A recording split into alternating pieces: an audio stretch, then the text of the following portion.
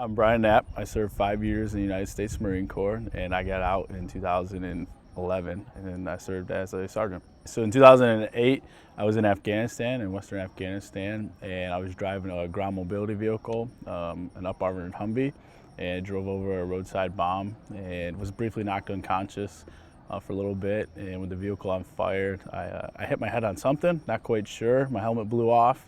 Didn't realize I was wounded and got medevac from there after kind of everything settled down, and went on to another base in Afghanistan.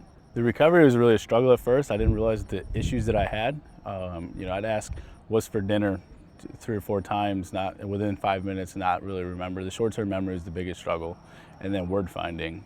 With the traumatic brain injury that I received, the word finding was the hardest because I know what I want to say, but I just couldn't say it. So I found out about 7 or 8 months later that I had 3 or 4 bulging discs in my neck. I had constant pain, headaches, and so I started going to physical therapy and also speech therapy. So I did that for almost a year and a half. Learned how to relearn, learn new words, synonyms, antonyms, and it definitely helped out in the long run. I went back to school, and it really helped me shine there. When I tell people that I was wounded, especially even fellow veterans, the older generation, they look at me and they're like, "Whoa, I don't see anything wrong with you. You're fully functioning." Like today, we rode 12 miles, and I was able to do that.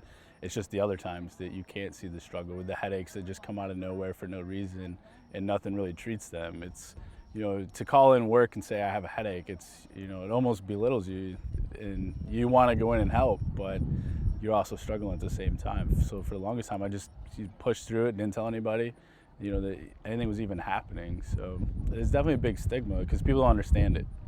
They're confused. So I work for a nonprofit, Clear Path for Veterans, and we had a few of my coworkers come down to the Bush Institute to kind of get a tour and learn more about it.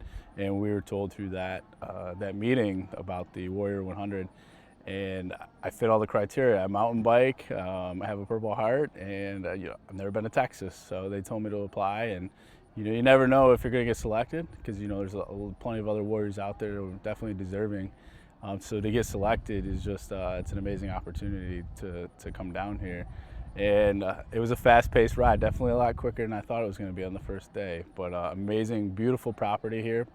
The hills, the traversing the terrain is sometimes challenging, and it's a good challenge. It takes your mind off everything, and you're concentrating just on that next rock or that next route and going through the trails.